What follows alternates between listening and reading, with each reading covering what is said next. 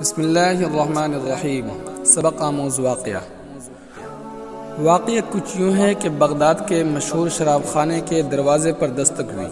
شراب خانے کے مالک نے نشے میں دھت ننگے پاؤں لڑکھڑاتے ہوئے دروازہ کھولا تو اس کے سامنے سادہ لباس میں ایک پروقار شخص کھڑا تھا۔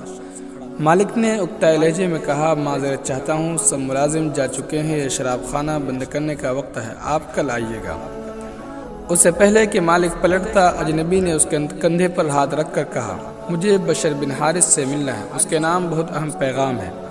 شراب خانے کے مالک نے چونک کر کہا، بولیے، میرا نام ہی بشر بن حارث ہے۔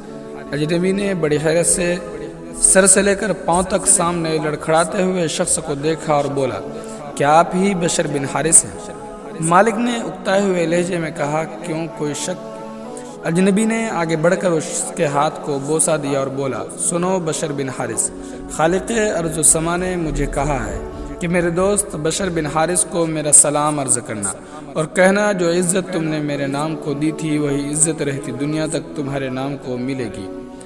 اتنا سننا تھا کہ بشر بن حارث کی نگاہوں میں وہ منظر گھوم گیا جب ایک دن حسب معمول وہ نشے میں دھت چلا جا رہا تھا کہ اس کی نظر گندگی کے ڈھیر پر پڑے ایک کاغذ پر پڑی جس پر اسم اللہ لکھا تھا۔